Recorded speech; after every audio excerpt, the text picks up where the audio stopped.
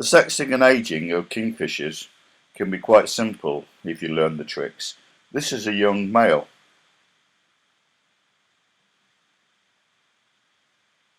In the next photograph, we're going to see a young female. So, how are we doing this? Well, males always have solid black beaks, and females have orange on the lower mandible. It's as simple as that. So this is a male. Quite clearly there's no hint of orange whatsoever on the beak. It's got a solid black beak. And in the next picture, which was taken in the snow in early January, you can also see that it's got a solid black beak. There's no hint of orange whatsoever. But in the next photograph, which shows a young female taken in August, you can clearly see orange on the lower mandible. So this is a female, and it's a young female because we know this because we can see a hint of smoky markings on the black feet.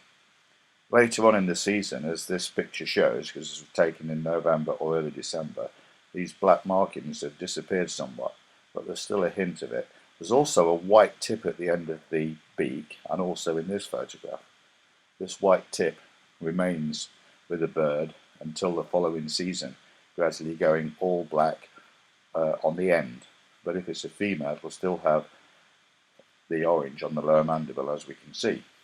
This is a young female. It's got orange on the lower mandible, and you can't see any hint of the white tip, I don't feel, but I can assure you it is there.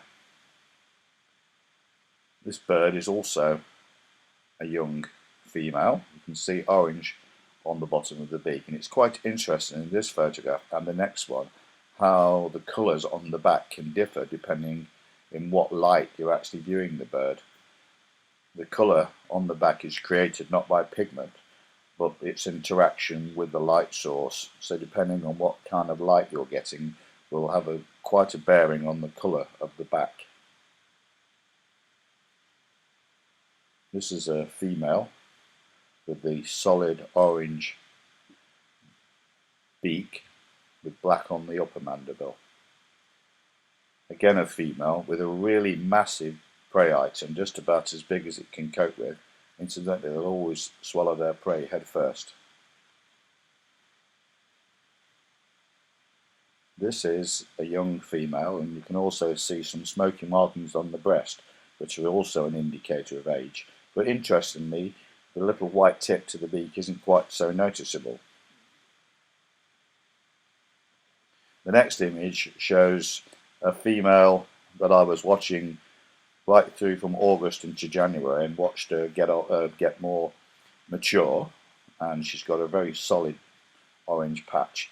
For comparison, this is a young male taken in July, and you can see the white tip to the edge of the beak. You can also see the dark markings on the feet and smoky markings on the breast. And here's the same bird in totally different light, and it's really interesting to see how they look totally different depending on how the light was falling on them at the time that the photograph was taken. So to summarise, males have solid black beaks always,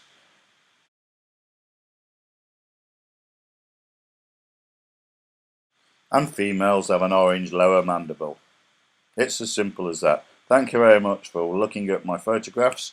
I hope I've managed to help you to identify the sexes and the age of kingfishers.